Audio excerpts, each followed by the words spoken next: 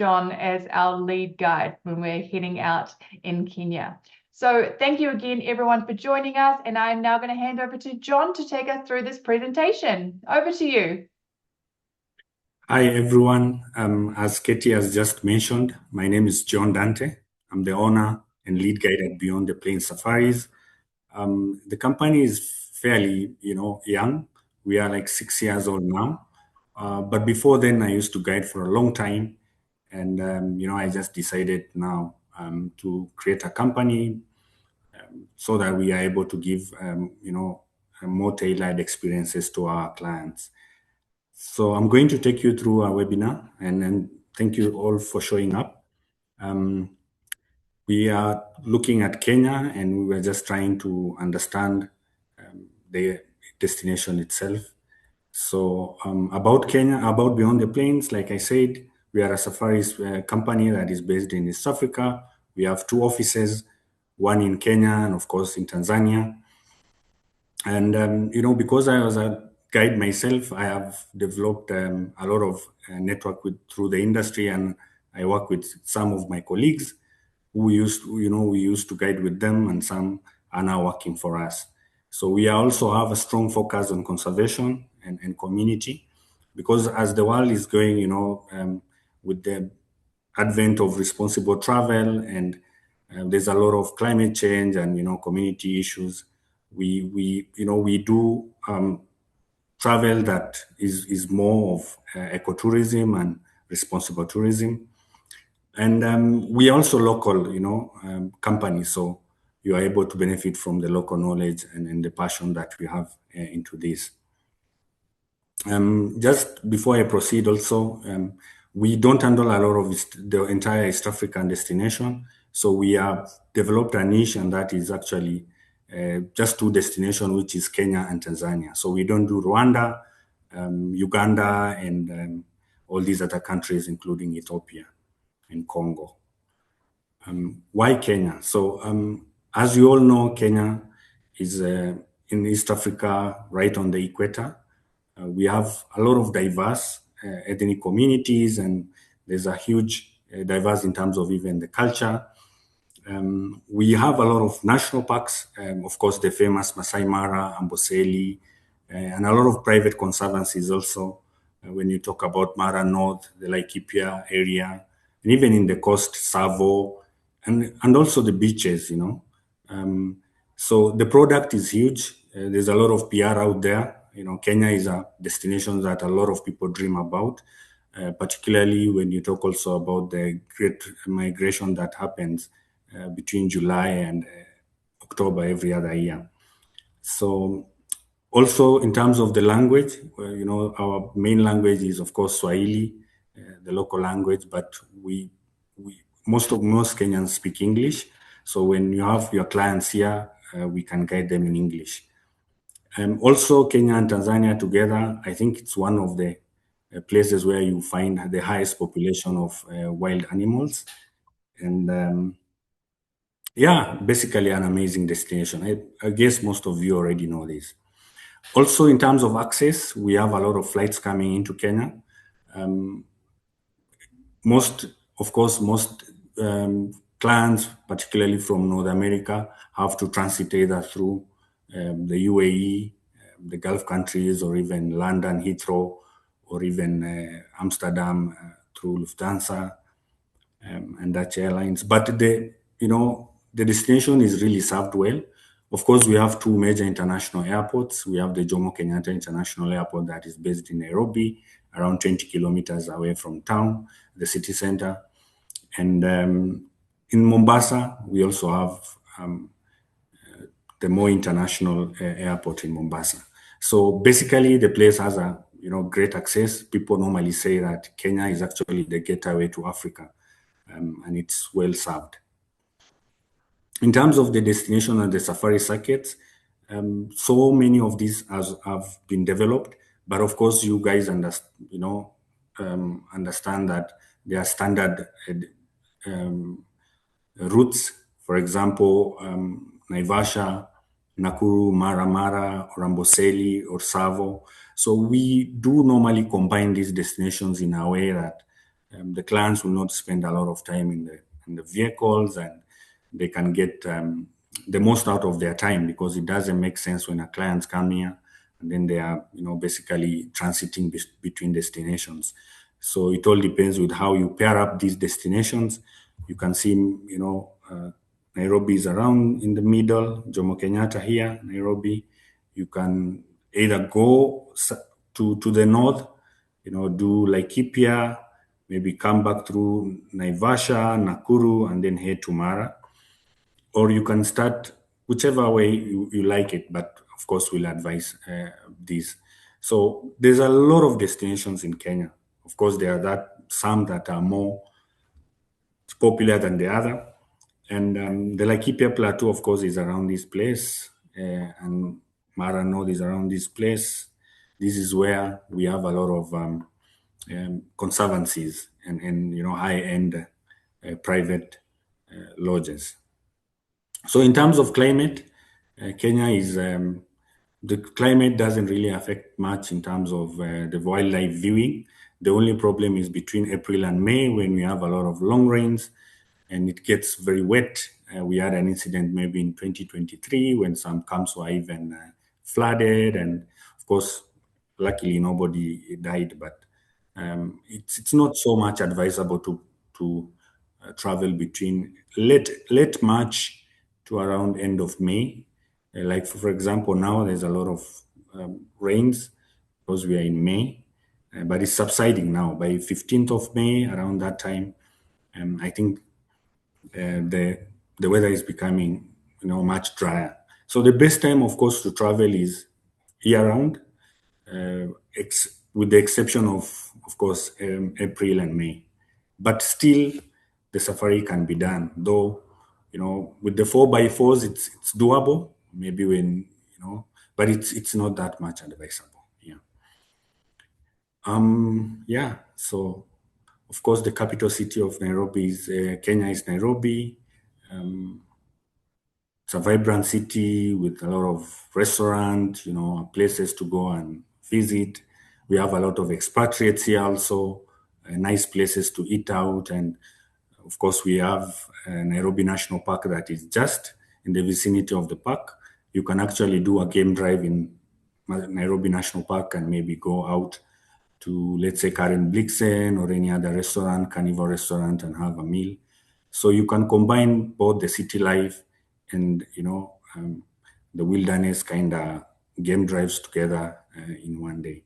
And most of the time, our clients will want to spend, either they come very late, they won't, or they've been in flight for a long time, particularly the North American clients, because of staying in the aeroplane for 23 to 24 hours.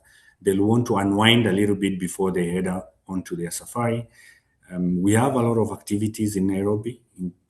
Maybe the visit to the famous Sheldrick Wildlife Trust, where we have some elephants that are orphaned and they are taking care of them, just next to Nairobi National Park. Also, Giraffe Center. You can go to a city tour. You can visit Tengela Glass. You can go beadworks. So many things that you can do in Nairobi. Of course, we can share that if there's interest. I'm just going over the famous ones. So, like it's indicated here, recommended stays around 1 to 2 nights before the safari, so that you can unwind. How to get there, I just spoke about that. JKIA, of course, an international hub that serves us, and the direct flights from London, Dubai, and Amsterdam. Of course, maybe from North America, you have to transit through those places. At some point, we had a direct flight, but I don't think currently it's operating. It's on and off.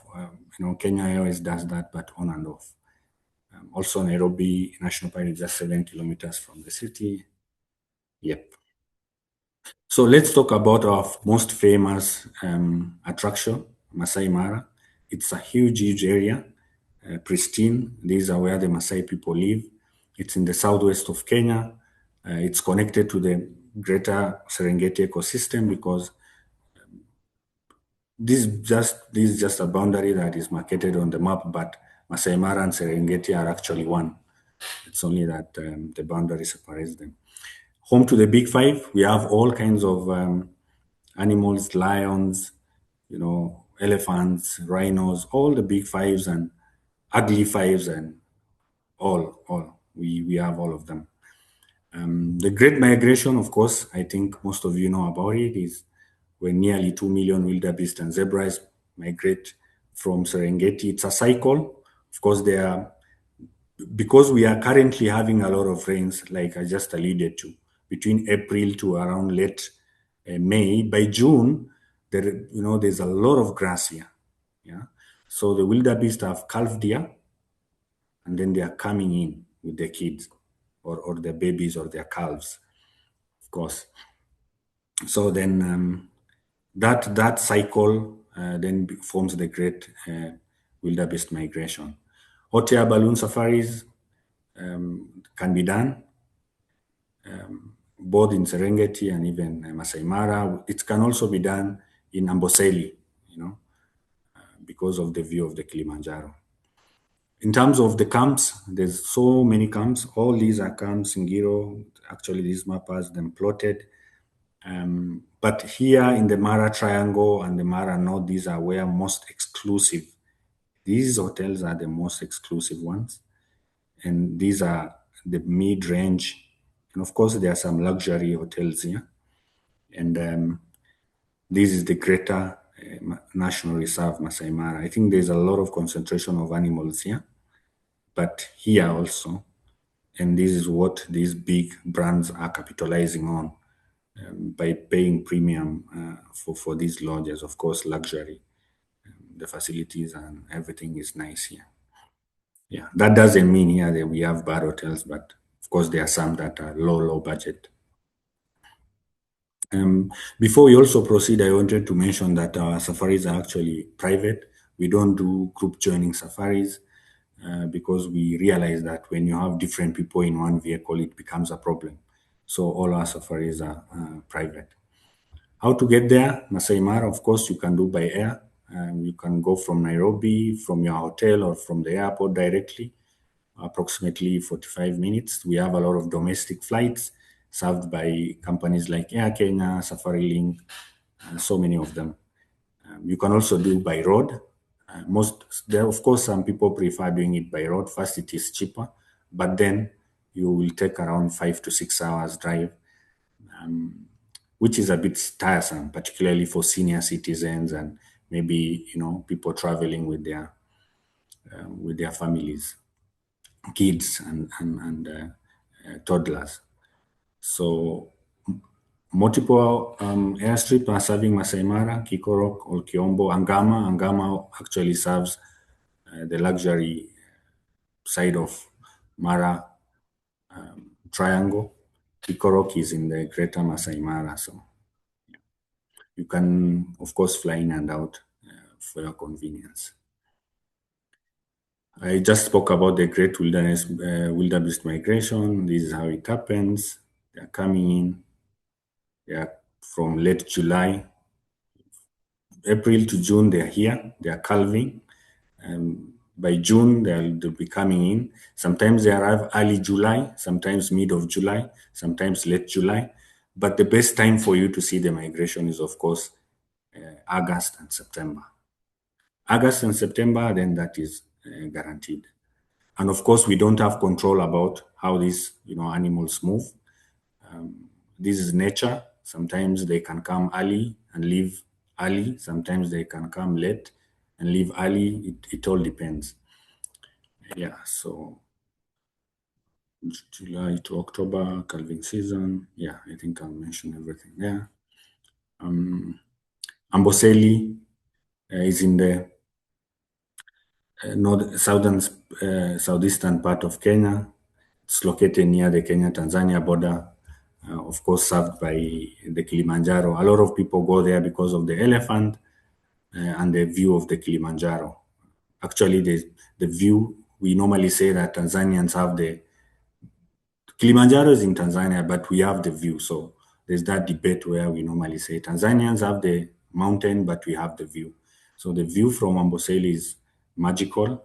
Of course, we have the a lot of animals there, big five, all of them are available there. Also, the permanent springs from the ice from Kilimanjaro, and a lot of birds also. And it can easily be combined with, of course, the coast. It's more nearer to the coast. If I can go back to this map of Kenya, Tanzania, Amboseli is actually here. The coast is actually here. You can combine it with the coast. You can also combine it with Masai Mara, but you'll have to either transit back through Nairobi or do a flight going up there. Also, Kilimanjaro, how to get there? Of course, by air. It's not that far away from Nairobi, also around 45 minutes. Slightly closer, not like unlike Masai Mara, which is a bit far, around 4 hours drive to Nairobi. You can either go through Kimana or Namanga.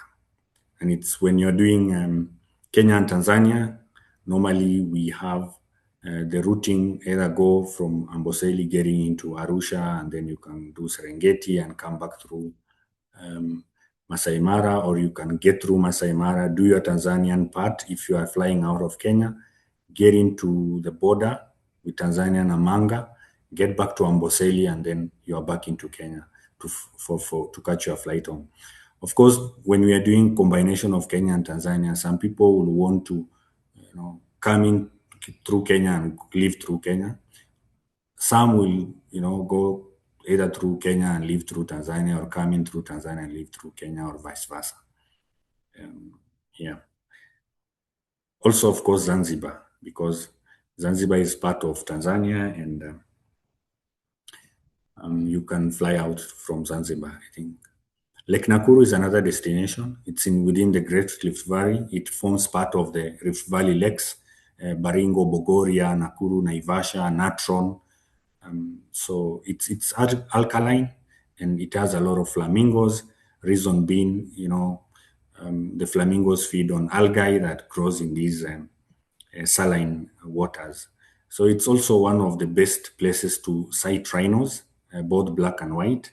I think there's a conservation program that is running up there of conserving these endangered black rhinos, because we've had a lot of poaching like 10 years ago, there was a lot of problem with rhinos, but I think this time, the last 5 years, we've not had any rhino poached. It's also home to lions, leopard, buffaloes, so you can see a lot of, you can get a glimpse of the big five. Also the birding, because of the water, and we have a lot of birds there, a lot of birds. Sure. So of course you can also fly there, and you can drive there to around 2.5 hours to 3. It's not that far, but it's because of a lot of truck that are moving goods, because Uganda is landlocked, Rwanda, Congo, they all benefit, depend on the Kenyan port. So along that route heading to Nakuru is where most of these trucks move. So there's a little bit of delay because of the traffic and stuff, but it's fairly close to Nairobi. Olpejeta Conservancy, this is in the northern side of Kenya. I think most of you guys know about what Olpejeta is doing. It's becoming a model of conservation, particularly with the black rhinos, which are getting extinct. They are doing some, research and trying to get embryos of the last remaining southern rhinos, so that they are able to create an embryo or stuff like that. So there's a lot of conservation work that is going on there. Nice place, very flat. It's actually in a place called Nanyuki, where we have a lot of Britons. There's a huge British Army camp around this place. And home to the big five. You will find everything here. A lot of lions. You can do night game drives. We have the best hotels here. Actually, even in terms of the hotels, they have fewer hotels. They don't give a lot of rights to any hotel to build. So at Kicheche, Olpejeta, Bush Camp, some nice facilities are actually here. Sanctuary Olona, Sanctuary Tambarare, and a couple of others. Very nice. Game Watchers also, they have a facility here. How to get there? Of course, we have an airstrip in Laikip in Anyuki that serves that place. And I just forgot to mention that, of course, we have Olpejeta, but on the periphery of these places, we have a lot of Britons who have large tracts of lands here. Very many conservancies from Borana to Lewa. From here, we have around Lewa, Borana, and Asoit. We have Oljogi, Ariji, we have El Karama, Olmalo, Loisaba. So we have a lot of private conservancies with exclusive properties here. Yeah. So let's proceed. Aberdare National Park. This is in the central Kenya, around Mount Kenya. So it doesn't have a lot of animals, mainly elephants and buffaloes and a few cats. It's more of a forested area. If you want lush green, a lot of waterfalls. It has one of the tallest waterfall in Kenya. So we normally have clans pass through Aberdare, clans who are in Samburu, the northern side, and they are heading maybe to another side and they are moving by road. They can, like unwind in Aberdare, treetops and the Ark. We also have Aberdare Country Club and the Outspan Hotel also. Very nice facilities that are here. Actually, Treetops has a history. This is where Queen Elizabeth was staying when she became the Queen in 1952. So we normally say that she went up as a as an ordinary person, but when she came down as a queen. So yeah, that is the story there. Also, there's a lot of fly fishing, trout fishing around this place. How to get there? Of course, you can fly and then by road. It's not that far away. A place called Nyeri. Of course, it's also next to. We have another conservancy here that is famous called Solio. Solio Ranch, which has a lot of black rhinos. I think it has the largest population of black rhinos in any place. And we have one hotel there, Solio Lodge, that is owned by the guys who own which hotel is this? Giraffe Manor. Yeah, very nice facility. So this is the Treetop Hotel.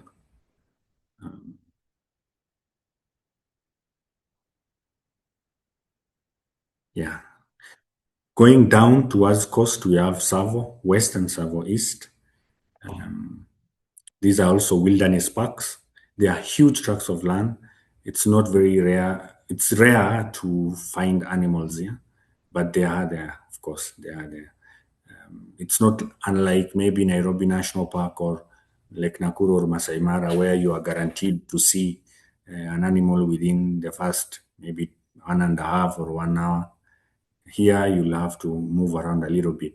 But it has other nice attractions like Mzima Springs, Chaimo Lava, and also amazing facilities that are here.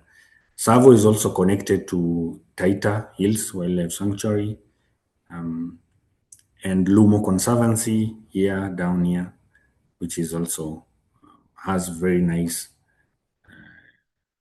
high-end hotels.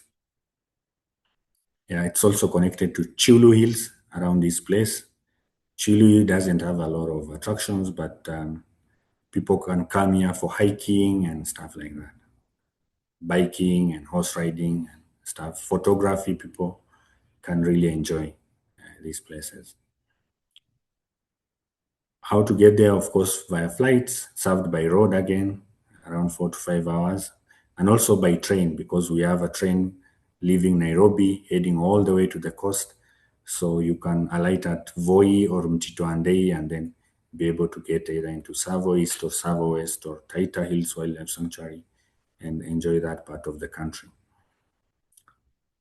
And these are the red elephants of Savo, because they normally put on these red soil and they like playing in the mud pools. So they appear red, but they are not really red.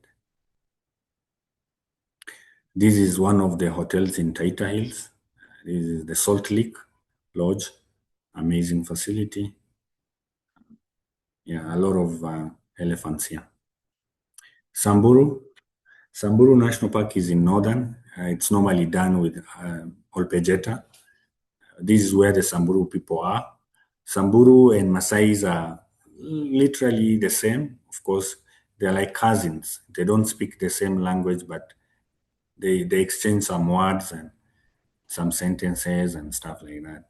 So if you're good in Samburu, you can get some Masai words. So Samburu is fairly a nice place also. This is where the Wasonyiro River that starts in the central Kenya, Mount Kenya area where there's a lot of rain, traverses through the northern side, which is a bit quite semi-arid as it goes to the Indian Ocean. So we have a lot of rich Samburu culture here, dances and how they live. And unlike Masai Mara and Amboseli, they don't have a Samburu cultural village. Maybe you can organize one. We'll see how it works. It's also less crowded because not a lot of people go there. People love going to the traditional destinations of Lake Naivasha, Lake Nakuru, Mara, and stuff. But it's a place that is worth visiting. It also has the rare five, the gravy zebras, the reticulated giraffe, and all, and the Besa oryx, and the eland, and I'm missing the last one. Yeah, it's actually here, all of them: the gravy zebra, reticulated giraffe, the Somali ostrich, and Generuk. Generuk is the antelope with the longest, with a very long neck. So, yeah. Still served by air, by road. This is actually the entrance to Samburu National Reserve. I think the theme behind is a zebra. I'm not quite sure, but it looks beautiful. This is where we pay our park fees as we enter into Samburu National Park.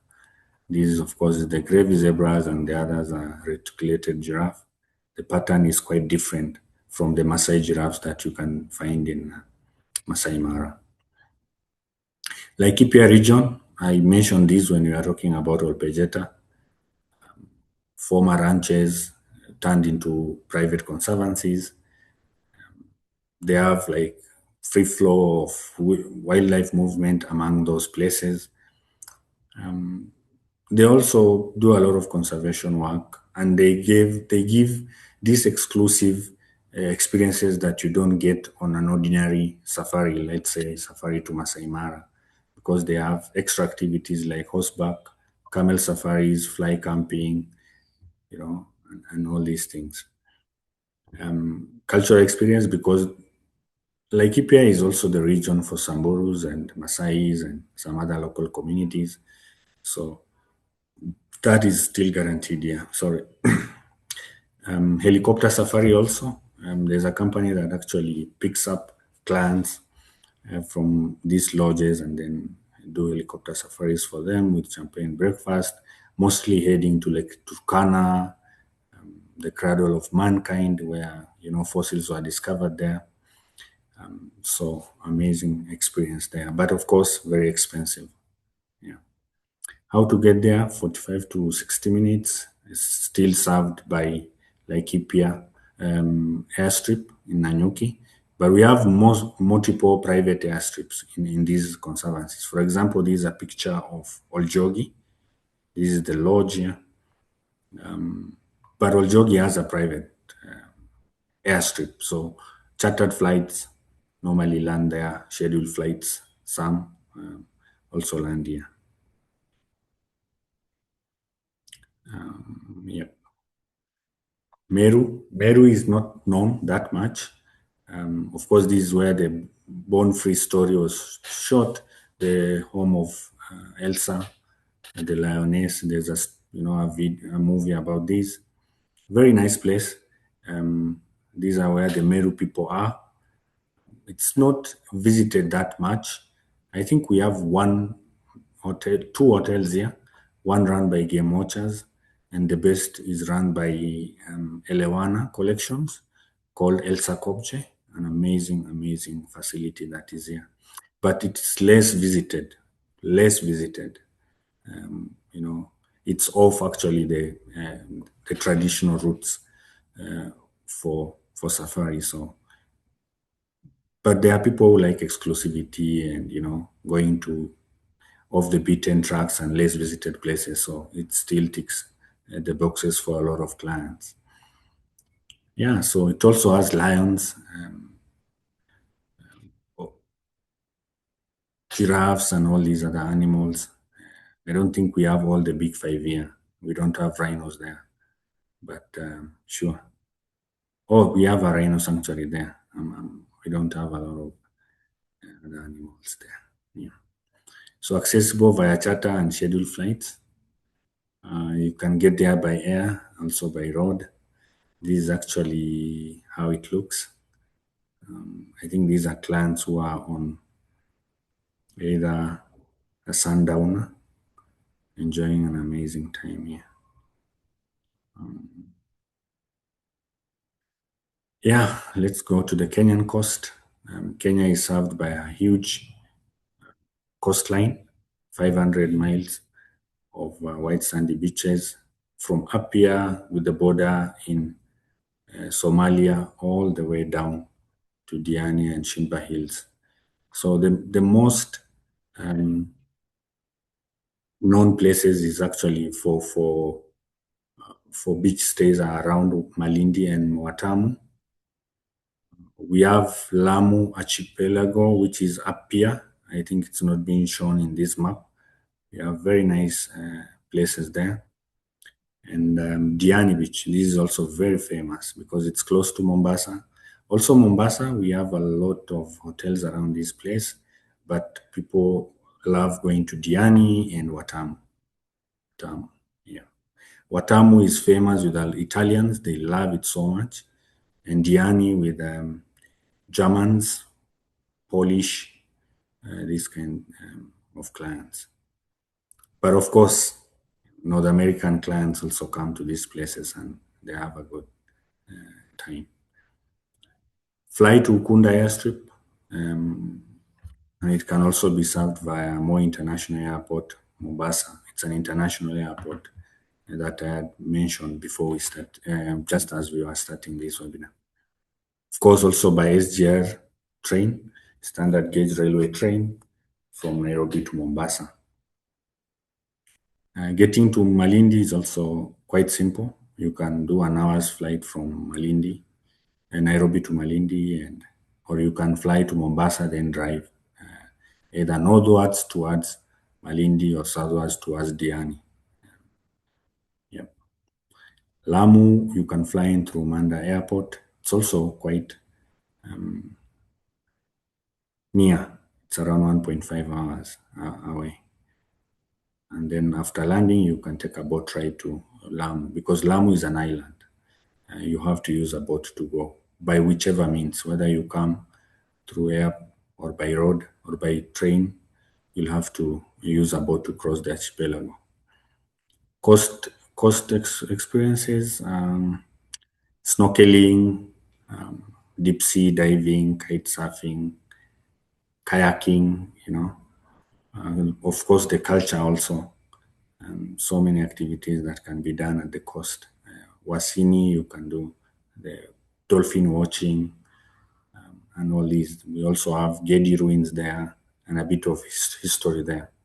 So a very nice place to do. You can also do, of course, a tour of Mombasa and the Swahili towns and all these activities here. Other national parks that we didn't cover that much, but they are of importance also. Hell's Gate National Park. It's near Lake Naivasha. So people normally, when they spend at Lake Naivasha, they go to Hell's Gate for biking, and we have a lot of gorges there, very picturesque, and people love taking pictures there. Mount Kenya, near Olpejeta, of course, is the second highest peak, great for hiking and climbing. So if you have clients who like hiking and climbing, we can take them to Mount Kenya. Of course, maybe add a safari experience to that.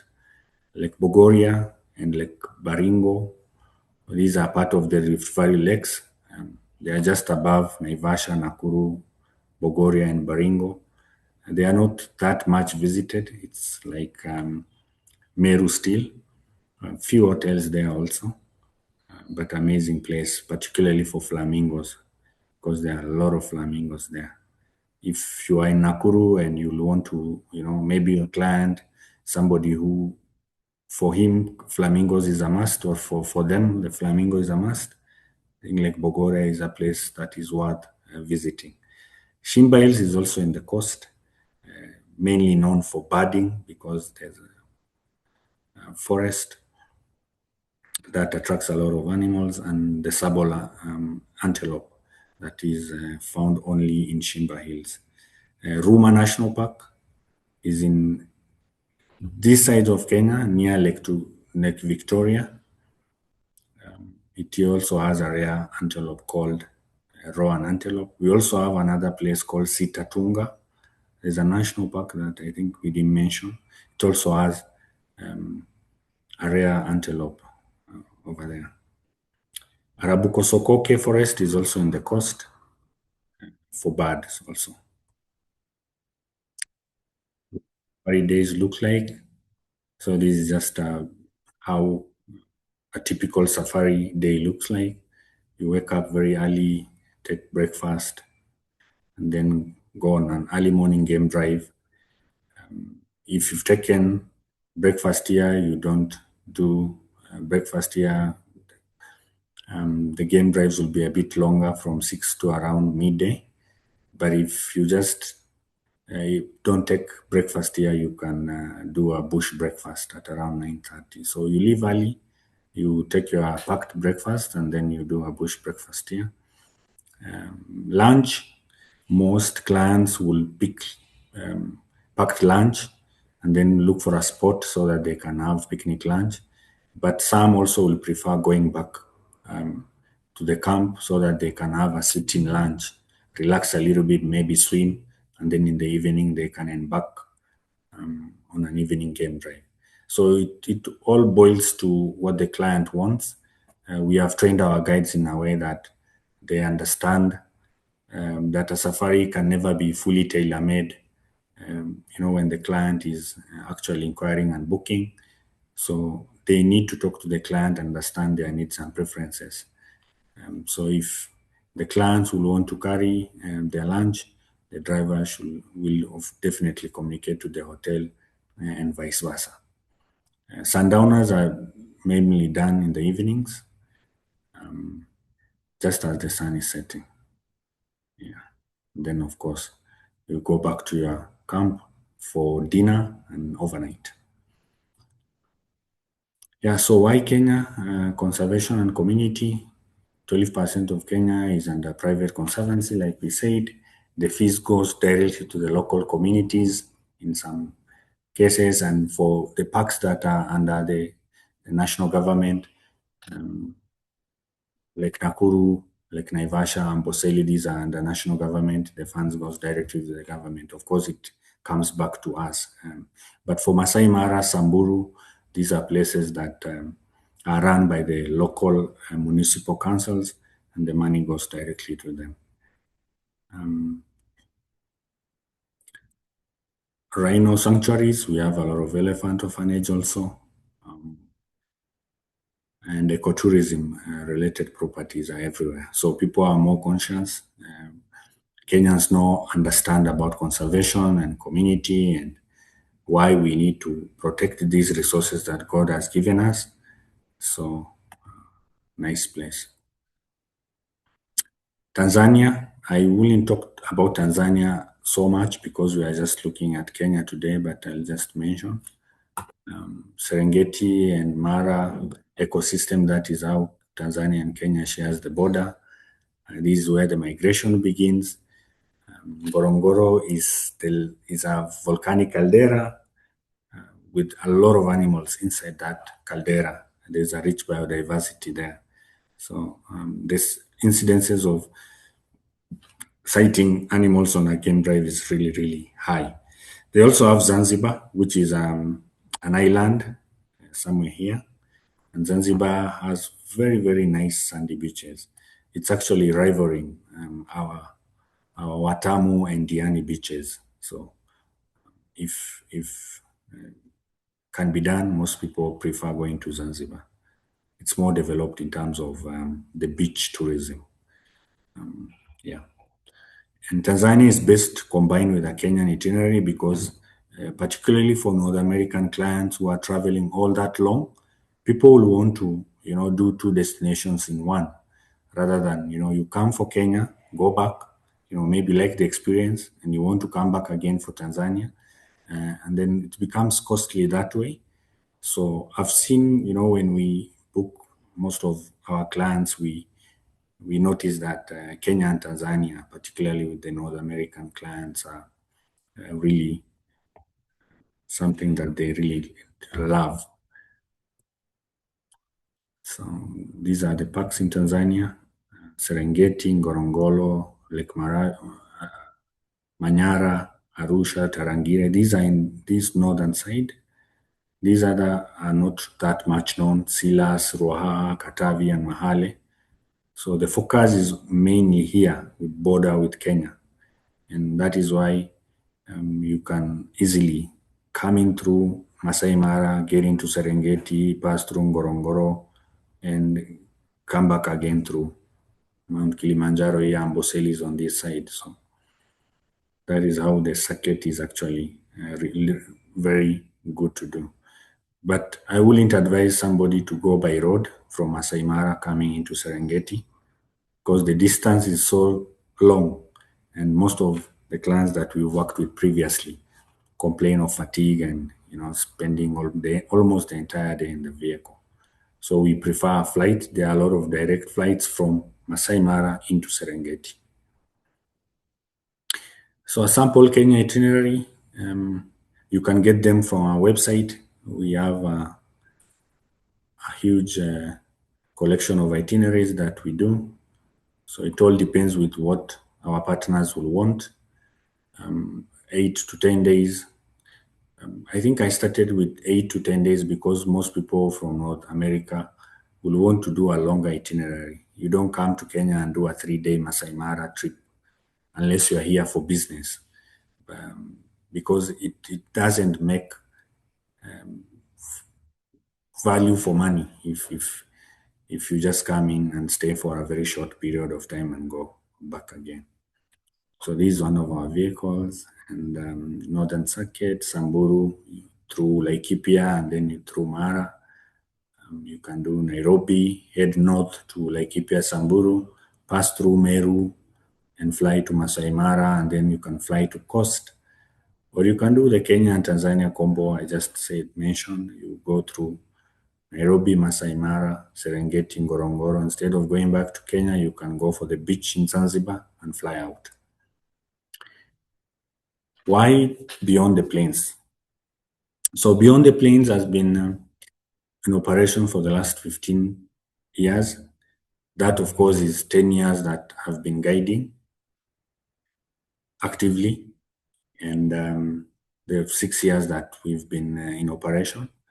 It's founded by a safari professional. Of course, I've been doing this for a long time, and one of my best friends who was on safari actually encouraged me and told me, John, you are a good guide. you've been doing this for a long time. Why don't you start your own brand? And that's how we ended up starting, because most of these big companies are selling the tours there, and then they're just sending over clients, keeping all the profit. And we are the guys who give the actual experience, and we weren't getting that much in terms of even funds getting back to the local communities.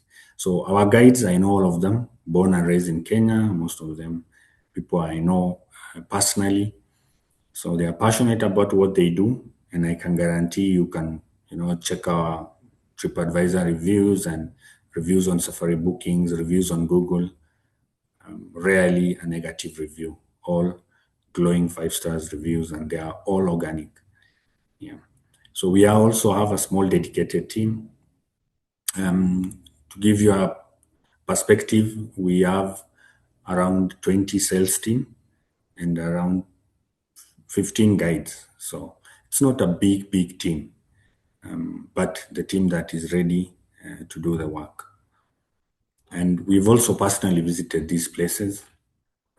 We understand these places because we live and work within this area. So this is part of my team. This is me and the boys and girls that we actually work with. And we are also fairly young people. So Gen Zs, we are the Gen Zs of Kenya. Yeah. So you can reach us through this website, and our email is here, phone number. There is also the team. Recently, we visited Amboseli National Park for farm trip because this is something that we are doing so that our team will understand the destinations better, even the sales team, not only the guides. And we are then able to advise our partners really well. What makes us different? We handle, every partner personally. Of course, I'll be the contact person for all our B2B clients, ensuring that all their needs are met. We also believe that our itineraries are tailor-made. We don't have a standard itineraries that are fixed.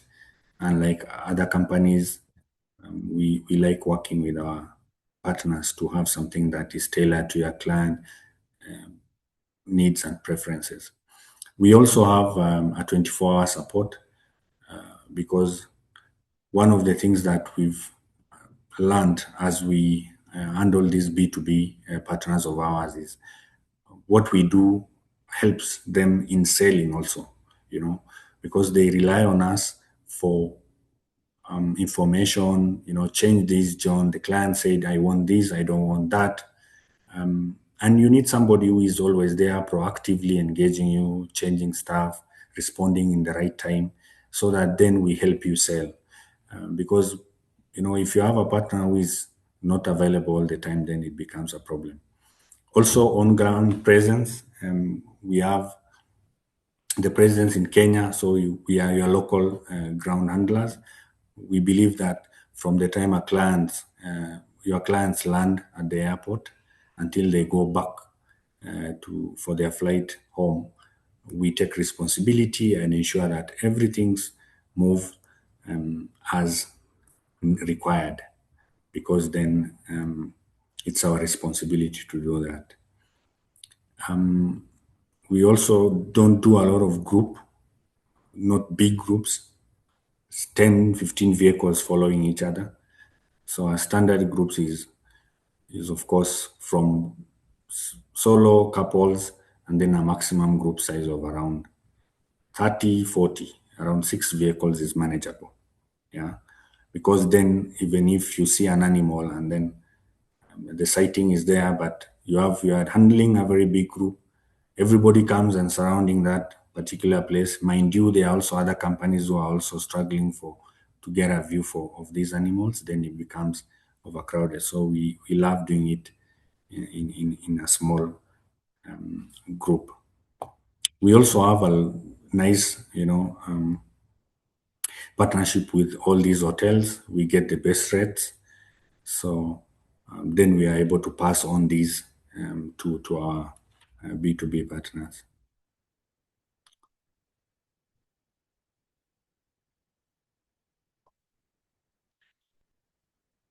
That is what I was talking about. Partnership with leading camps in Masai Mara and all these other places. We have access to good rates, and we know each other. We've been working with these guys for a good time. We are able to block rooms and do all those things. So, yeah. In terms of industry membership, we are of course regulated by the Tourism Regulatory Authority of Kenya. This is the body that is mandated to regulate the hospitality sector, and we are actually licensed by TRA. A copy of our license is actually found. You can get that from our website. We are members of also the Kenya Association of Tour Operators, and we are cattle bonded, meaning in case anything happens, maybe in terms of your funds, something happens with your funds, then you are covered, and we are mandated because we are members to pay you, and your money will be fully recovered. Of course, we've never had incidences of that kind of an incident. Also, being a member of CATO is not an easy task. There's a lot of vetting that actually goes around that place, and you can check the CATO members directory, and you'll find Beyond the Plains as listed members there. We are also members of Ecotourism Kenya. This is a body that is based here in Kenya. They champion for conservation, and they educate our team and our guide on ethical conservation practices. We are also members of, I don't think Safari Bookings is an association. It's a Safari platform marketplace. TripAdvisor, of course, is a review. We are members of ATA, Association of Travel and Tourism Association of Africa. This one is also good because we work with other DMCs and other partners from all over the world. We are members of Tanzania Association of Tour Operators because of our branch in Arusha. One thing that you guys need to know is when you are handling Kenya and Tanzania, one company cannot do both destinations unless you have presence in all these countries. Our vehicles that are in Kenya are not allowed to move into Tanzania and vice versa. So we normally work with partners from Tanzania. That is what we used to do. But recently, because we get a lot of Kenya and Tanzania, or Tanzania and Kenya safaris, we decided to set up an office around 1.5 years ago. So we have a presence there too. We were also named the best tour operator in Kenya. We became the first runners-up for 2025. You can read that on our website. We are featured on Yahoo Finance, MarketWatch, and all these other places. Now, partnering with Beyond the Plains and the commissions. So if I can talk about the commissions, we have two models. One is where you get the partner gets a commission. The other is where our partners, we give them net rates and then they mark up the way they want. So we give them the flexibility of marking it up the way, if they want to do a markup of 10,000 on a 5,000 safari, that's up to them. So we normally give them either the net or the commission. And then for the commission, of course, this is not cast in stone. Something that, depending on a case-by-case basis, is something that we can be agreed upon. Typically, the rationale here is the more you sell, the more business you bring, the more bookings.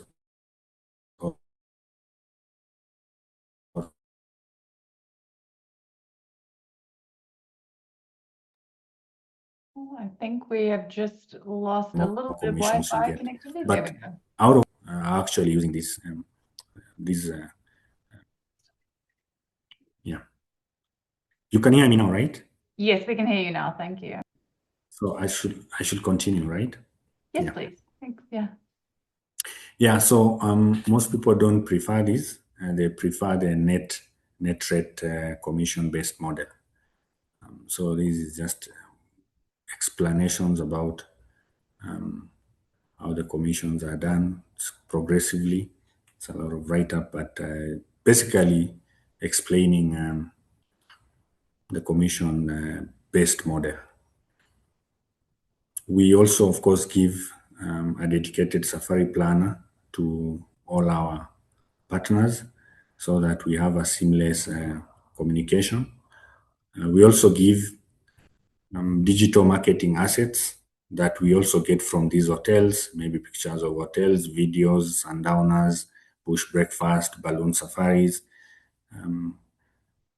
So if our partners ask for these materials for marketing purposes, we actually give them to them. How to book with us? You can visit our website. We have a dedicated partners page where you can fill in your RFP, and we are able to pick that up and move with it swiftly. Payment terms for us, we normally get 30 request for 30% during the time of booking. That is upon confirmation. The balance 60 days before departure, but it actually depends with how this is not again cast in stone. For high seasons, the minimum will be around 45 days. But for low season, we can go as low as 15 days before departure. In some cases, because we are dealing with a third party, when you're working with partners, we can even get the balance on the day of departure. We use our funds, book everything, and then they pay us on the day of departure. So we also accept all credit cards, MasterCard, Visa. We have a payment link for that. We have a company called PesaPal, a platform that actually enables that.